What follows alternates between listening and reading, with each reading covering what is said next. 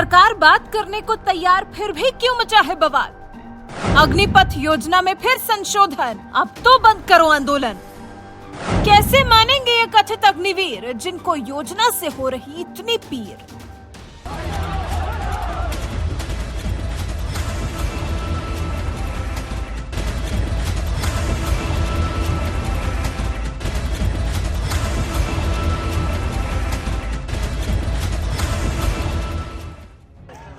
केंद्र सरकार की अग्निपथ योजना के खिलाफ बवाल और सियासत दोनों बढ़ती जा रही है। शनिवार को भी कर्नाटक के कलबुर्गी में कांग्रेस नेता मल्लिकार्जुन खड़गे ने अग्निपथ योजना को युवकों के लिए गलत करार दिया।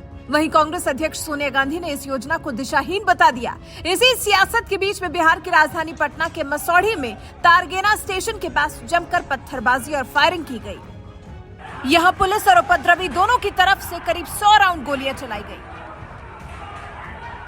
यही नहीं, अग्निपथ योजना को लेकर देश के कई हिस्सों में बवाल मचा हुआ है, जिसे ध्यान में रखते हुए रेलवे ने कई ट्रेनों को रद्द कर दिया है। और जब ये अग्निपथ योजना को लेकर आंदोलन खत्म होने का नाम नहीं ले रहा है, तो फिर इस बीच में गृह मंत्रालय की तरफ से इस योजना को लेकर एक बहुत बड़ा ऐलान किया गया है।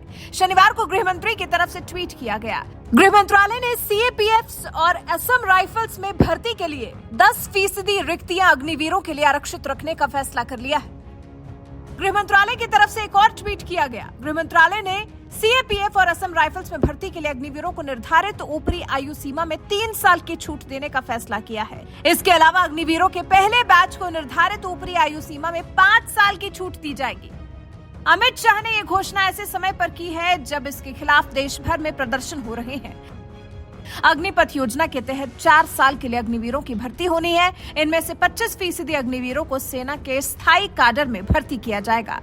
जब गृह मंत्रालय की तरफ से अग्निवीर योजना से जुड़ी एक और बड़ी घोषणा की गई, तो इस पर सीएम योगी आदित्यनाथ ने भी अपनी प्रतिक्रिया दी है।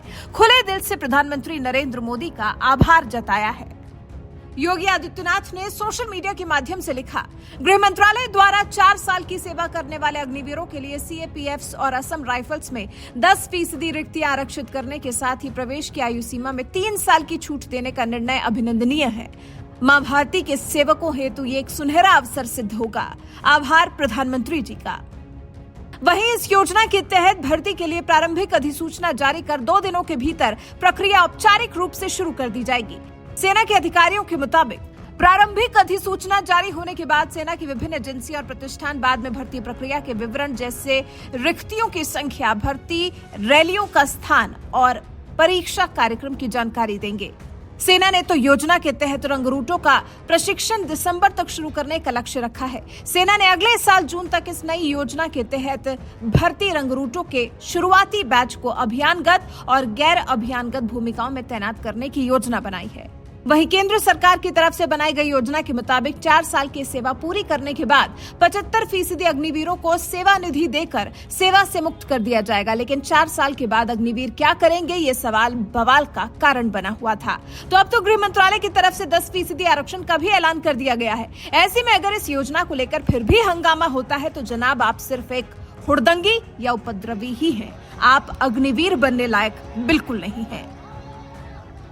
सरकार आपकी हर शंका दूर करने का प्रयास कर रही है, आपको हर सुविधा देने का प्रयास कर रही है। अग्निवीर बनकर रिटायर होने के बाद भी आपके रोजगार का इंतजाम कर रही है। और फिर ये पूरी तरह आपकी इच्छा पर निर्भर करता है कि आप अग्निवीर बनना भी चाहते हैं या नहीं, आप सेना में शामिल होना चाहते भी हैं या नहीं। आपको सेना में शामिल नहीं होना है, अग्निवीर नहीं बनना है, तो बेशक मत बनिए, लेकिन इस तरह से ट्रेन फूक फूक कर देश की संपत्ति को बर्बाद मत करिए। वैसे आप गृह मंत्रालय की तरफ से किए गए इस बड़े ऐलान को लेकर क्या कुछ कहना चाहते हैं? आपको अग्निवीर बनाने के लिए सरकार जिस तरह के जतन कर रही है, योजना में जिस तरह से संशोधन कर रही है, उस पर आप क्या कुछ कहना चाहेंगे? कमेंट कर हमें अपनी राय जरूर बताएं।